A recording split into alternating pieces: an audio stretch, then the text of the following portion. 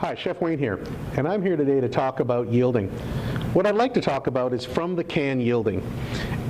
And the demonstration I want to make today is with, in this case, these beans.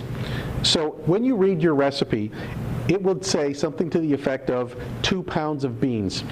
And what that means is that you're going to take 2 pounds of beans from the can with the liquid. Then you're going to read your procedure, and your procedure will tell you what to do with those beans. And in this case, it's telling you to drain and rinse the beans. This also applies to other ingredients such as diced tomatoes, and in the case of diced tomatoes, you may or may not be using your liquid. But once again, your original weight will be from the can, and then the procedure will tell you whether or not you want to keep the liquid or not keep the liquid. We also have a similar situation with pickles and peppers. So in this case, when you look at your recipe, it calls, for example, 2 pounds of jalapeno peppers.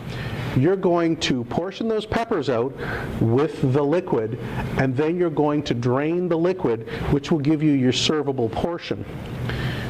Now, if, for example, you drain the liquid and then measure your peppers, what you're going to end up with is you're going to end up with more peppers than you need for the recipe. So this is going to affect your yielding and your flavor, and of course it's going to be waste.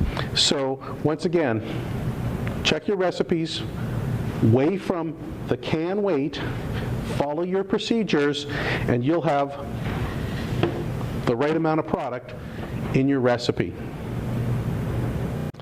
All right, we've talked about from the can ingredients, and now we're going to talk about from the shelf ingredients. In this case, specifically, we're talking about peppers and pineapple. Now, when you have a recipe for pineapple and it calls, for example, 4 pounds of pineapple, you're going to select and weigh the pineapple in this form. Then you're going to go ahead and process it. You're going to get your servable portion. Same thing in regards to peppers. When a recipe calls for peppers, you're going to weigh them out in this form, which is from the shelf form, unprocessed, and then you're going to process the peppers. Once you process the peppers, you're going to end up with something like this. And as you can see, I've removed the core from these peppers without removing a lot of pepper. You're going to have to practice to try and get to that sort of state. But by doing that, you're going to have less waste, you're going to have the proper yield in your recipe, and you're going to have the best taste, which is going to help you with your execution. I hope that these tips have been helpful and that you're going to be able to pass these off to the line chefs so that they can execute these recipes. This has been In the Kitchen with Chef Wayne.